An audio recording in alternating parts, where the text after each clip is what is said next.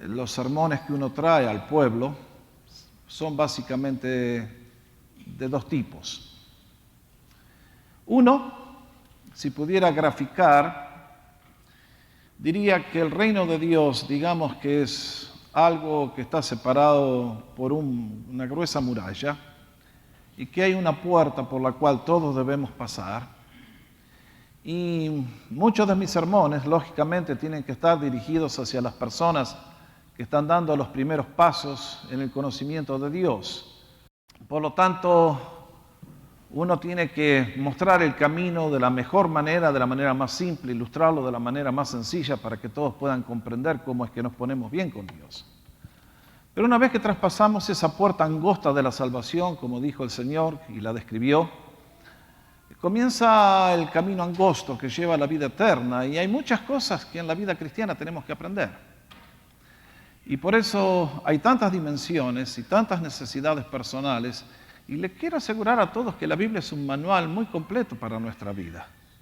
Al igual que un fabricante tiene un manual que a ustedes les entrega cuando compran un vehículo y le dice siga las instrucciones y el vehículo le va a durar más y le va a funcionar muy bien, la Biblia es ese manual para nuestra vida. Hace un tiempo, ustedes me conocen, he predicado mucho de los Salmos en esta iglesia, porque si ustedes se hacen amigos del libro de los Salmos, van a vivir muy bien. Algunos de los Salmos nos muestran el camino hasta la puerta, muchos de los Salmos nos ayudan a vivir bien una vez que hemos atravesado la puerta. Ustedes notaron que este Salmo notable comienza con la expresión de un anhelo que sencillamente es admirable desde todo punto de vista. Me imagino que es un anhelo que alegra el corazón de Dios y es un anhelo que abre las puertas para incontables bendiciones en nuestra vida si realmente está allí. Ustedes y yo leímos juntos que el salmista comienza diciendo, como el ciervo brama por las corrientes de las aguas, así clama por ti, oh Dios, el alma mía. Noten bien que David no pide por riquezas, no pide por fama, por honores humanos, no pide que la prueba sea más liviana, ni la adversidad sea quitada, sino que exige algo que está dentro de allí, de su ser latiendo, y ha sido la clave de toda su vida, ha sido la fuente del poder de todas las hazañas que ha logrado. Y es el deseo de tener comunión con Dios. Y expresa un segundo deseo que es tan admirable como el primero. ¿Cuándo vendré y me presentaré delante de mi Dios? El deseo de estar con sus hermanos, con los peregrinos de ruta, en la presencia de Dios mientras se expone las riquezas de su palabra, mientras se sanan las heridas al alabarle juntos. Y realmente uno dice, bueno, estoy convencido que el salmista tiene que estar pasando un periodo de prosperidad espiritual y material y debe estar en reposo y en calma y por eso tiene tiempo para pensar en estas cosas. ¿Será que el viento está soplando a favor en su vida? ¿Y será que entonces, como no tiene nada que hacer, se pone a pensar en Dios? Bueno, ustedes leyeron muy bien el contenido de este salmo. Yo me acerco al Salmo 42, 43 y encuentro que los hermanos nuestros, que en este caso David, que vivió 1000 años antes de Cristo, eran idénticos a nosotros, batallaron con los mismos problemas que ustedes y yo confrontamos cada día.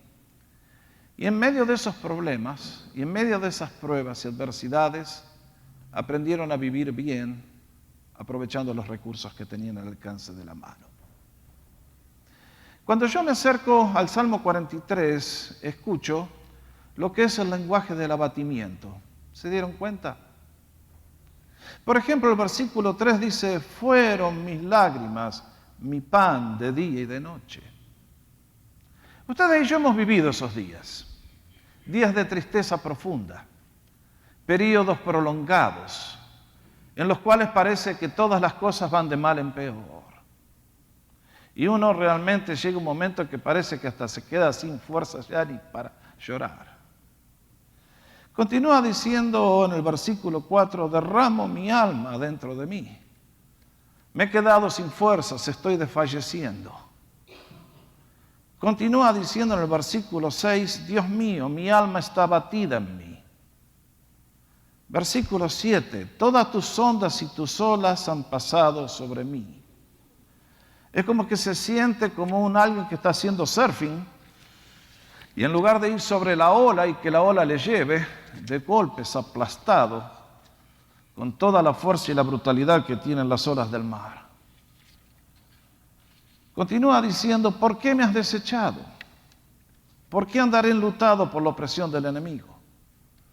Sensación de abandono, sensación de que aquel en quien habitualmente me apoyo me ha dado las espaldas por alguna razón que yo desconozco. Y luego, como si eso no fuera suficiente, 3 veces, ustedes y yo lo leímos, recuerden que esta es una canción, y lo que el salmista repite es el estribillo, el coro de la canción. Repite 3 veces lo que leímos juntos. ¿Por qué te abates, oh alma mía, y te turbas dentro de mí? El término abatir significa un tumulto. Es como que de golpe se vino una tormenta increíble, un huracán, un tifón, y ha sacudido toda la existencia. Y lógicamente que el alma se turba, ahora está en conmoción, es como si fuera un momento donde el salmista no sabe para dónde salir. ¿Ha vivido usted alguna vez una experiencia así?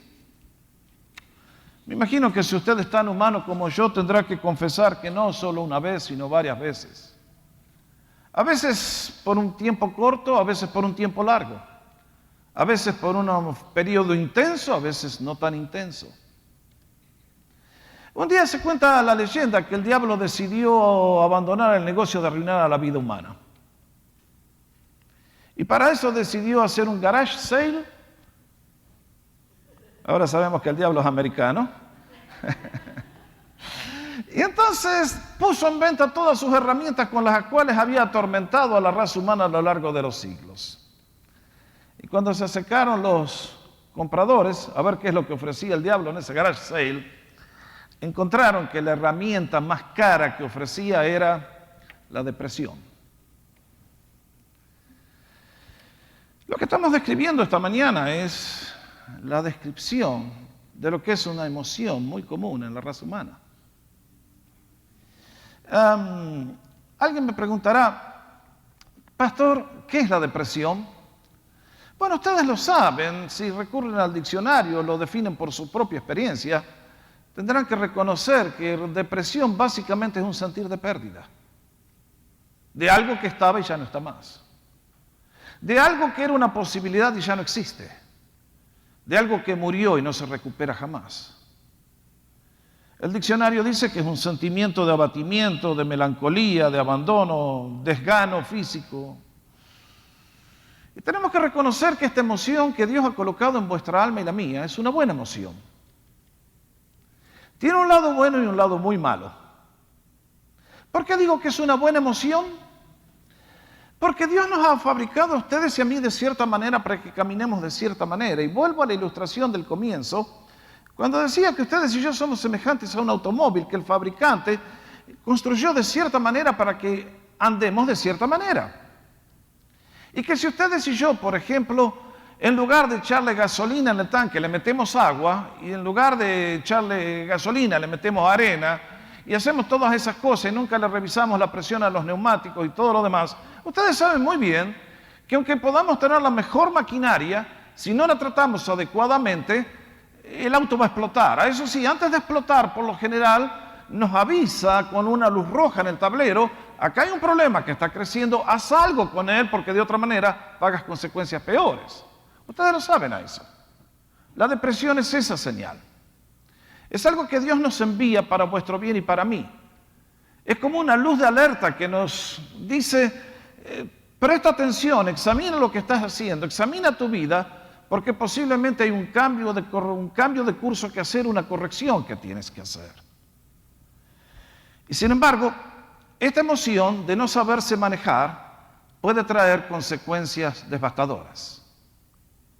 Lógicamente este es un tema muy amplio. En esta mañana no pretendo tratar lo que requiere volúmenes que se han escrito, pero créanme que la depresión, como voy a explicar en poquitos minutos, tiene distintas facetas, tiene distintos orígenes, y en algunos casos puede llegar a convertirse en una enfermedad crónica que lleva a las personas al suicidio. Cuando vivíamos en Canadá, allí nos quedamos sorprendidos un día cuando el hijo del ministro de Finanzas, un chico de 28 años, había sufrido de depresión en forma crónica y a los 28 años se quitó la vida.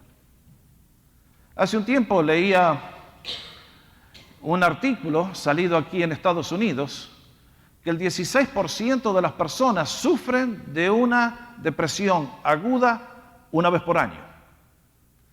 Allí tienen el titular. Esto fue publicado en el 2003, antes que viniera la recesión. Posiblemente del 16% ahora debemos estar en el 96%.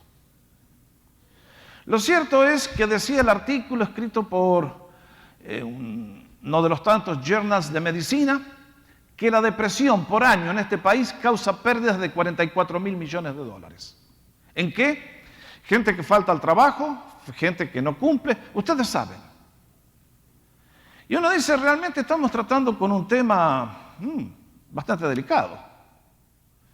Y lo que más me asombra a mí es que esta emoción es algo universal.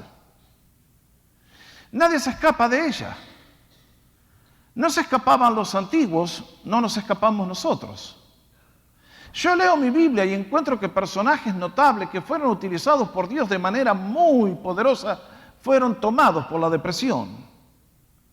David, el que escribe este salmo, victorioso en 1000 batallas, derrotó a Goliat, llegó a ser el rey de la nación y en este momento, a pesar de las victorias militares increíbles, está abatido. Encuentro que Elías, uno de los grandes profetas del Antiguo Testamento, pero el poder de Dios, ustedes lo pueden leer allí en 1 Reyes 17, hace que el fuego caiga del cielo. Y sin embargo leemos el capítulo siguiente, al día siguiente entra en un pozo depresivo y le pide a Dios que le quite la vida. Encuentra en el Nuevo Testamento un joven pastor llamado Timoteo, a quien Pablo lo ha llevado como su hijo espiritual y lo ha colocado al frente de una iglesia y le tiene que decir: Timoteo, ya no nos ha dado espíritu de cobardía, sino de poder, amor y dominio propio. Evidentemente, aquel joven, ante el peso de la responsabilidad que implicaba la tarea que Dios le había encomendado, sentía que las espaldas no eran suficientemente duras para aguantar semejante carga, y entonces el Señor lo tiene que aconsejar. Y no quisiera entrar en un terreno muy delicado, pero sospecho que nuestro bendito Señor Jesús, que fue el ser humano perfecto y completo, Él tampoco fue exento de esta emoción. Él gustó toda nuestra humanidad en su totalidad. Y el día antes de ir a la cruz le escuchamos confesar: ahora está turbada mi alma. Y uno dice: Señor, si a ti no fuiste exento de los dardos de la depresión, ¿qué nos espera a nosotros entonces? Seres humanos falibles, erróneos, que cometemos tantos errores en la vida, ¿quién puede sorprenderse entonces que la depresión no venga a golpear a la puerta de nuestra casa? Permítame recordarle entonces, qué lindo sería que el celular se calle de una vez por siempre. Ataca en todas las etapas de la vida. Ataca en la niñez. Nuestros niños sufren de depresión. Cuando los padres se divorcian, cuando hay un trauma en la familia. Ataca en la juventud. Ustedes lo saben. Tantas veces nuestra vida es sacudida por las burlas en el colegio y la peer pressure y tantas cosas que ocurren que vienen a atacar y a robarnos la paz. Ataca en la vida adulta de 1000 maneras diferentes. Un negocio que sale mal, un sueño que muere, algo que termina mal. Ataca especialmente en la vejez, cuando perdemos al ser amado porque la muerte nos separa, cuando la salud comienza a decaer. La depresión tiene 1000 caras y, como decía anteriormente, a veces pega durísimo por un corto tiempo, a veces es mild, suave, hay 1000 maneras. Y uno tiene que preguntarse: pastor, ¿y dónde están las causas de todo esto? Bueno, permítanme mencionarles. En primer lugar, la depresión tiene causas físicas. Nuestro cuerpo está hecho de tal manera que periódicamente tenemos que tener un descanso y Dios nos ha hecho de tal manera que ustedes y yo hay momentos que tenemos que parar la maquinaria. Ustedes conocen a esos dementes que trabajan 24 horas sin parar. Bueno, esos terminan todos deprimidos. Si usted tiene 4 trabajos por semana, usted va a terminar con una depresión crónica y va a terminar loco y agotado. ¿Por qué? Porque está abusando su físico. Por ejemplo, usted sabe que cuando tenemos un resfrío, usted no anda. Usted está abatido, si tiene una enfermedad más seria, peor todavía. La depresión tiene causas físicas. Segundo, tiene que ver con nuestro temperamento. Dios nos ha hecho a todos diferentes. Hay personas que son siempre gozosos y alegres y miran el cielo y ven el sol. Y hay otros que son y miran el cielo y ven las nubes. Ustedes conocen. Alguien ve medio vaso con agua y dice está medio lleno y otro dice está vacío por la mitad. Ustedes conocen. Cada uno Dios nos ha hecho distintos. Hay algunos que sufren más, otros que sufren menos. Ya lo mencioné que las circunstancias de la vida, como en este salmo, conducen a la depresión. Me temo que también dentro de los círculos cristianos la mala enseñanza contribuye a andar más deprimidos. Yo amo a todos mis colegas en el ministerio, pero tengo que reconocer que no todos han tenido una adecuada preparación ministerial. Yo nací en un ambiente donde la gente se formaba a solas, a ponchazos, como diríamos en Argentina, y mucha gente subía al púlpito a enseñar la palabra. Hay mucha gente que cree que la enseñanza de la Biblia debe quedar librada a los ignorantes y a los indoctos. No es así. Desde este púlpito yo puedo hacer mucho bien o hacer mucho daño de acuerdo al nivel de mis conocimientos. Es por eso que esta es una tarea sagrada a la cual Dios nos llama a muchos. Es una tarea que es un sacerdocio, es algo muy delicado. Porque siempre recuerdo, por ejemplo, un día ya en una de las iglesias, alguien que se para y dice, el cristiano Jesús nunca puede estar deprimido. Eso no tiene ningún fundamento en la Biblia. Encuentro a David que está deprimido, encuentro al Señor deprimido. Pero hay gente que quiere ser más fanático que el mismo Señor Jesucristo. Quieren demostrar que ellos caminan más arriba de las cumbres. El Everest no es suficientemente alto por donde caminan ellos. Y la diferencia, como siempre digo, entre yo y todo el resto de los pastores es que yo siempre hablo la verdad.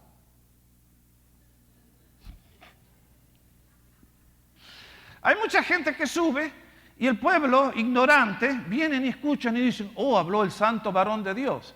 El santo varón de Dios está hablando tonteras que él ha inventado. Y entonces, ¿cuánta gente he visto que ha venido a mi consultorio chorreando sangre de heridas emocionales? Un día una señora amada, mayor, allá en Vancouver, pierde su hijo, el único hijo que tenía.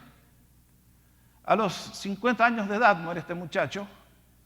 Y viene y me dice, pastor, hay gente que me dice que porque yo estoy triste, estoy en pecado. Que el creyente siempre está gozoso. Y me están volviendo loca.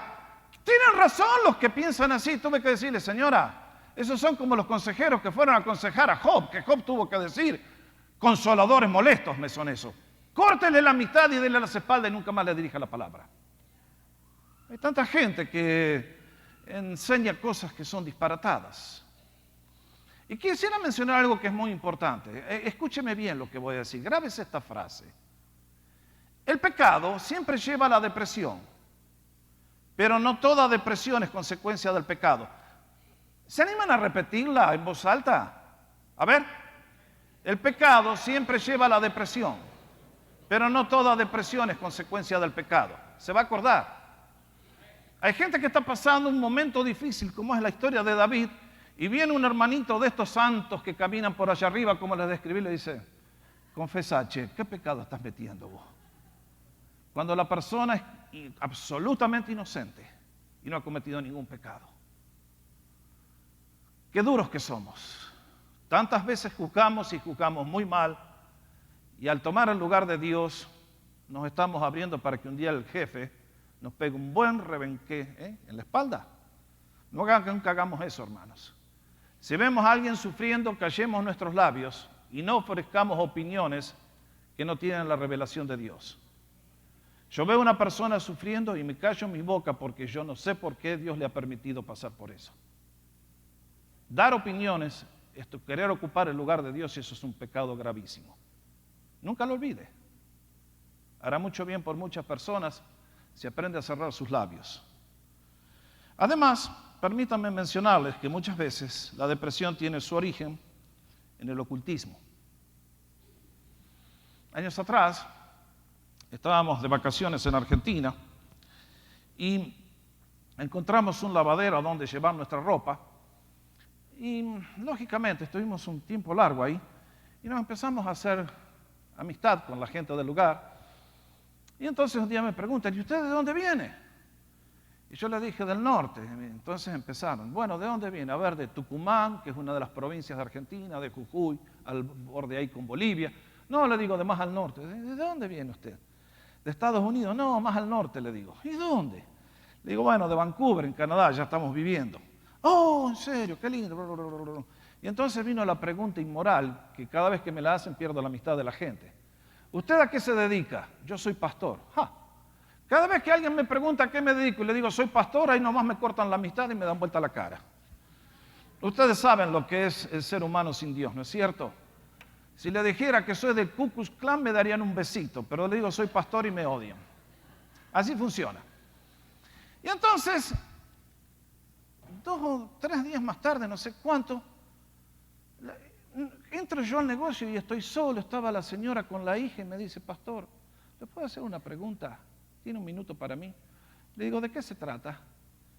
Me dice, bueno, dice, mi hija está viviendo muy mal. Está encerrada en el cuarto, no quiere tener nada de luz, ha cerrado todas las cortinas, vive en oscuridad total. No quiere que se le prenda la luz en ningún momento. Le llevamos la comida, toma la comida y la tira abajo de la cama. Me dice, ¿hay buena idea de lo que puede estar pasando? Le digo, señora, ¿su hija puede estar metida en el ocultismo? Y entonces no esperaba la reacción de la chica, de la hermana. Me dice, ¿cómo lo supo? ¿Qué pasó? Le digo, ¿en qué te metiste? ¿En qué se metieron ustedes dos? La chica con mucha desconfianza me dice, ¿usted cree en los viajes astrales? Por supuesto que creo. Me dice, ¿usted sabe todas esas cosas? Por supuesto que sé. ¿Qué quiere saber? Bueno, es que nosotros nos fuimos a meter ahí, nos invitaron los amigos a un convento y entonces empezamos a hacer ciertas cosas y empezamos a experimentar con ciertas cosas y vimos que todo un mundo nuevo que no imaginábamos. Y le digo, sí, todas esas cosas son muy reales y ciertas. Pero te pusiste a pensar, con el poder de quién se hacen esas cosas. No me diga que usted cree en el diablo. Qué vivo que es el diablo, ¿eh? Siempre nos hace creer que él no existe. Y ustedes y yo vamos a hacer esas obras sobrenaturales con el poder de la inteligencia. Lógicamente que terminó con una depresión grave, al borde del suicidio. Nuestros jóvenes en ignorancia van y se meten en lugares prohibidos y luego terminan horrendamente mal. Y hasta aquí llegamos con el tema de la depresión. ¿Quieren escuchar la solución? Espero que sí. Vamos al Salmo 42 y 43 entonces. Cuando ustedes escuchan el Salmo 42 y 43, mientras el salmista nos cuenta su problema, también nos da la salida y la solución a esta emoción aguda. Cuando yo me acerco al Salmo 42 y 43, encuentro que es una canción. Y si ustedes prestan atención, van a notar que David, a pesar del mal momento que está pasando, tiene el suficiente temple para tomar su arpa posiblemente y allí ponerse a componer esta canción tan notable con este estribillo que repite 3 veces y que eleva a Dios como una súplica y al mismo tiempo nos muestra un plan de trabajo para vencer la depresión. Cuando ustedes y yo nos acercamos al Salmo 42 y 43, tenemos que reconocer que es un solo salmo. ¿Ok? Se dividió cuando la escritura hebrea fue traducida al griego. Pero si ustedes lo pudieran leer en el hebreo original, ven que es una sola canción. Es un solo salmo. Son 3 estrofas, la poesía es simétrica exactamente y las 3 estrofas terminan con el mismo estribillo. Ustedes y yo lo leímos juntos. Para que le interese, allí tiene la estructura del salmo, lo pueden ver en la pantalla. La primera estrofa va del versículo 1 al 5 y tiene el lamento y luego el estribillo. Luego viene la segunda estrofa entre los versos 6 al 11 y una vez más tiene un lamento y un estribillo. Y la tercera estrofa, que es el Salmo 43 en nuestras Biblias, otra vez 5 versículos, hay una expresión de confianza y de lamento mezclado y también concluye con el estribillo. Aquí David, en este salmo, mientras abre el panorama y nos cuenta que su alma tiene sed de Dios, y mientras nos comunica su problema, también nos da la solución. Ustedes y yo cuando leímos, vemos que el salmista está pasando un momento difícil. Al leer el encabezamiento de este salmo, ustedes ven que dice al músico principal, masquil de los hijos de Coré. ¿Qué quiere decir todo eso? Bueno, David lo escribe para el director del coro en el templo, para que se cante allí la adoración colectiva. Nos dice que es un masquil. Esto es un escrito para hacernos sabios. Eso es lo que significa la palabra. Y si quieren corregir, en lugar dice de los hijos de Coré, pongan para los hijos de Coré. Eso es el término original. ¿Quién escribe este salmo?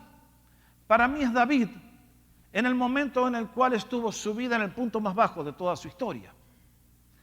Algunos de ustedes no conocen muy bien la vida de este personaje increíble, pero David, luego de que llega a la cúspide y es el rey de la nación, este chico tomado del rebaño de ovejas, llega a ser el rey. Y cuando estaba en la cúspide cometió un error grave. Cometió adulterio y lo tapó con un asesinato. Y desde ese día la espada de Dios no se apartó de la vida de aquel hombre. Años más tarde, su segundo hijo, Absalón, encabeza una rebelión, lo quiere destruir, lo quiere destronar, y David tiene que huir del palacio, tiene que huir de Jerusalén y dirigirse a salvar su vida rumbo a Egipto. Y es en esos momentos cuando David, en el punto más bajo, cuando está pasando la hora más difícil, más oscura, cuando ha entrado en un túnel donde no ve salida, es que escribe este salmo. Y allí nos cuenta cómo él anhelaba volver a la casa del Señor, cómo un día en el punto máximo de la alegría en su vida se había gozado con el pueblo en aquel día cuando el arca del pacto, que estaba abandonada por 20 años en una casa ya lejos, fue traída a Jerusalén en medio de la alegría del pueblo y allí fue colocada en una tienda para preparar el lugar en el cual Salomón más tarde construiría el templo a Dios. Y es en medio de la alegría que David había experimentado que él está anhelando de eso. Y nos cuenta sus problemas, que está siendo burlado por los enemigos, que dicen los enemigos, ¿dónde está tu Dios? La burla siempre es la daga de los ignorantes, ¿no es cierto?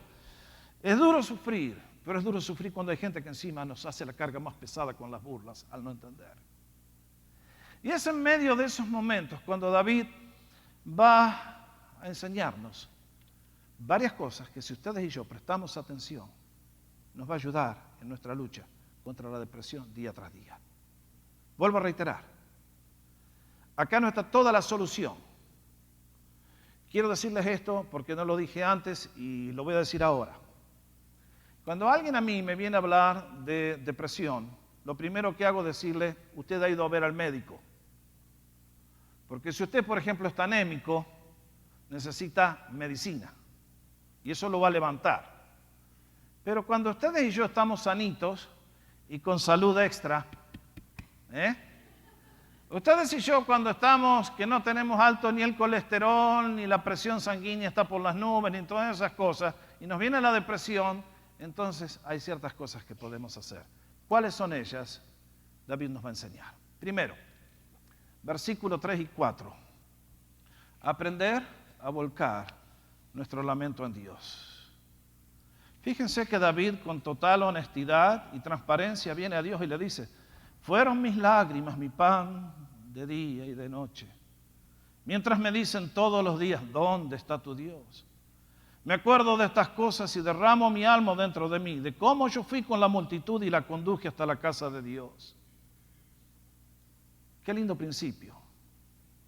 ¿No conocía a Dios todo lo que le estaba pasando a David? Absolutamente. ¿Y por qué entonces nos dice David que va a volcar su súplica delante de él? Porque a Dios le encanta escucharte a ti y a mí. Cuando era chico, mi pastor contó una de esas ilustraciones que nunca me la pude olvidar. Dice que cierto rey tenía un hijo que le dijo, papá, dame la plata para mis gastos. Y el rey le dio la plata para un mes. Y el hijo, por un mes, no volvió a verlo. Y entonces, como el rey anhelaba tener comunión con el hijo, al próximo mes, cuando vino a pedirle la plata, le dio la plata para un día. De manera que tuviera que volver todos los días. ¿Captaron la historia? ¿Se entiende, no es cierto? Ustedes somos exactamente igual y yo somos exactamente iguales a hijo. Dios, dame una bendición. Cuando Dios nos da, chao, te veo dentro de 5 años, Señor. Por eso somos todos tan fieles para venir a la iglesia a dar gracias, ¿no es cierto? Así somos los humanos. Entonces Dios muchas veces se dieron cuenta como cuando Dios nos aprieta con el torniquete, todos empezamos a meter la mano en el bolsillo y a dar el diezmo fielmente. Triste, ¿no es cierto? Pero es la única manera que aprendemos los humanos. Entonces Dios muchas veces nos tiene que meter en el valle de la oscuridad para quebrantar el ego y renunciar a nuestra autosuficiencia y tener que venir a Dios y decirle, Señor, estoy arruinado, estoy en el fondo del abismo, perdí todo. Y Dios me dice, ok, gracias, me encanta escucharte. Ya les conté la historia, no sé si la recordarán. Un día mirando un programa de televisión, una señora contaba el testimonio de cómo ella creció en un hogar ateo y nunca pisó una iglesia. Dice, entré por primera vez a una iglesia en un viaje turístico que hice a Europa y entré a la Catedral de Notre Dame porque tenía que entrar porque el tour me llevaba por ahí. Pero yo no tenía ni noción de lo que era Dios. Pero un buen día, mi hija de 12 años fue diagnosticada con un cáncer cerebral. Y cuando me dieron la noticia en el hospital, salí del hospital y yo era atea, no conocía a Dios, no sabía nada de Dios, pero tenía un vocabulario tan florido para blasfemar. Y con todo mi odio le dije a Dios, y cuando terminé de descargar mi odio contra Él y mi queja y mis blasfemias, escuché una voz que me decía adentro, ¿te das cuenta que es la primera vez que me dirigís la palabra? Ese fue el día de mi conversión. Qué notable que es el Señor, ¿eh? David viene con toda su carga a ponerla a los pies del Señor, a decirle, Señor, me está pasando esto. Y el Señor dice, hijo, yo sé lo que te está pasando y yo estoy contigo. Y te tengo en mis brazos. No hay nada que ocurra en nuestra vida que Dios no conozca. Todo está abierto y desnudo a los ojos de aquel de quien tenemos que dar cuentas, nos dice la Biblia. Y para aquellos que le amamos, dice que los brazos eternos están debajo nuestro, sosteniéndonos siempre. Segundo, si vamos a aprender a vivir sin depresión o reduciendo sus efectos al mínimo, traigamos a la memoria las bendiciones recibidas en el pasado. Versículos 6 y 7. Dios mío, mi alma está batida en mí. Me acordaré, por tanto, de ti desde la tierra del Jordán. Aquí David echa uso a la memoria. Hay personas que usan la memoria para lo peor. Ustedes los conocen. Tienen una memoria prodigiosa para acordarse todas las ofensas y los males que le han hecho. David no pertenecía a esa categoría tan despreciable. Pertenece a aquellos que dicen, Señor, tú has sido bueno conmigo, has sido fiel, has sido noble. Hiciste cosas grandiosas en el pasado. Si ahora me toca pasar un momento de oscuridad, no es culpa tuya, Señor. No voy a desconfiar de tus propósitos. Qué hermoso. Tanta gente corre con el Señor por un tiempo hasta que venga la prueba y venga la depresión y entonces, no te conozco, Señor, sorry. David trae a la memoria las cosas buenas que Dios hizo con él. Cómo le tomó del rebaño, cómo le dio el poder y la unción y con el cual derrotó a aquel monstruo que era Goliat. Le dio el poder para prevalecer en medio de las persecuciones encarnizadas que Saúl, el rey, le desencadenó. Cómo sobrevivió en medio de pruebas increíbles y cómo logró triunfar en 1000 batallas y llevar a la nación al punto más alto en toda la historia de la nación hebrea. Tercer paso, versículo 8. Confiar en Dios a pesar de la intensidad de la prueba. Versículo 7 nos dice, un abismo llama a otro a la voz de tus cascadas. Todas tus ondas y tus olas han pasado sobre mí. Pero de día mandará Jehová su misericordia y de noche su cántico estará conmigo. Ah, qué hermoso. La misericordia de Dios. Este término hebreo es tan rico que si tuviéramos que traducirlo tendríamos que utilizar 26 palabras diferentes. Significa amor leal, amor fiel. No importa quiénes somos, ni lo mal que podemos hacer. Dios nunca le da la espalda a aquellos que ha redimido. Si nosotros somos infieles, Él permanece fiel. Qué asombroso que es. Por eso, a pesar de que la prueba está difícil, David confía. A lo largo de estos miles de años de historia, en la vida de la iglesia, mucha gente que ha salido a servir a Dios, les ha tocado pasar momentos durísimos, pruebas horrendas. Y sin embargo, nunca renunciaron a la fe en Dios porque conocían en quién habían confiado. En el comienzo del Salmo 43 nos da el próximo paso y es plegaria pidiendo que Dios intervenga. Júzgame, oh Dios, y defiende mi causa. Líbrame de gente impía y del hombre engañoso e inicuo. Pues tú eres el Dios de mi fortaleza. ¿Por qué me has desechado? ¿Por qué andaré enlutado por la opresión del enemigo?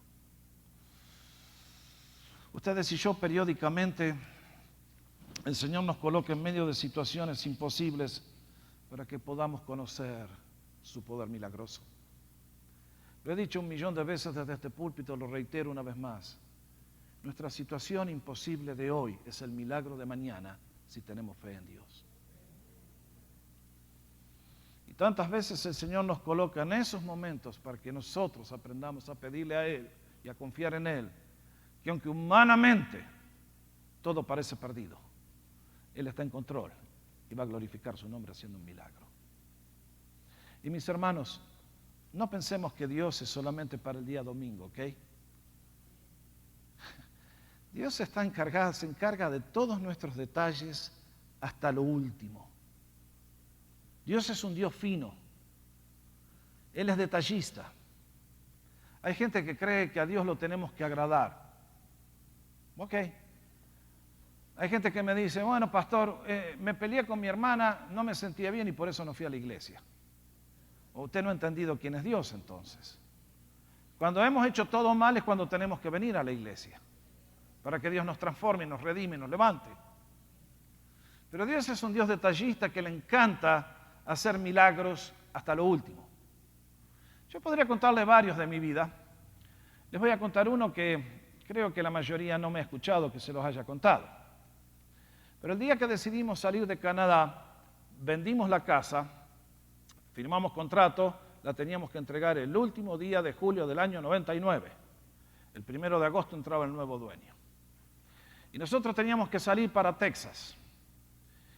Y un mes antes, apenas firmé el contrato, llamé a una compañía que es una de las peores en Estados Unidos, se llama U-Haul, You Never Call That Company. Pero yo no lo sabía. Llamé e hice la reservación el 31 de julio, a tal hora quiero un camión de tantas. Me dijeron, señor, tiene la reservación. Listo. Confiado me quedé hasta que un vecino me quitó la paz. Me dicen, ¿a quién llamaste? Nunca cumplen las reservaciones. Ok. A la semana siguiente me hacen la despedida y el senior pastor me dice, ¿a quién llamaste? Dice, ¿vos no te diste cuenta cómo mantienen los tracks que están todos mal pintados y todos abandonados? Mi yerno se vinieron desde Fresno hasta Calgary, tenían que ir a Canadá, y el camión hizo así todo el camino, 2.000 kilómetros. Dice, ¿estás loco? No te van a cumplir la reservación.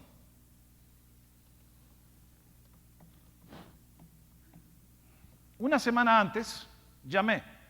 Hice una reservación de tal, está todo bien, señor, está todo bien, ya lo vamos a llamar. 2 días antes, está todo bien, ya lo vamos a llamar. Llegó el día que necesitaba la troca y la troca no estaba. Y yo a las 6 de la tarde tenía a los muchachos de la iglesia que teníamos que cargar el camión y salir porque al día siguiente entraba el nuevo dueño. Y amaneció el 31 de julio y U-Haul falló completamente. Y en ese momento, para colmo, tenía que ir a buscarlo del otro lado de la frontera porque como una historia larga era. Lo cierto es que voy hasta donde estaba el dealer, me dicen, sí, no sé, que tal vez, que no sé. Me ofrecieron una cosita chiquitita así para poner los juguetes de Christopher y sobraba. No entraba más nada. Y entonces, así es el Señor. Es en esos momentos cuando uno sabe al Dios que conoce. Y a pesar de que a las 6 de la tarde tenían los muchachos, y era el último día, y no sabía dónde estaba el track, estaba en perfecta calma, sabiendo que el Señor iba a hacer un milagro. Dicho y hecho. Pasaron las 9 de la mañana, a las 12 del mediodía, a la 1 de la tarde, a las 2 de la tarde, recibo una llamada. Un hermano de la iglesia, Rick, me dicen, Jorge, me enteré que estás metido en problemas. ¿Necesitas un track? Digo, sí.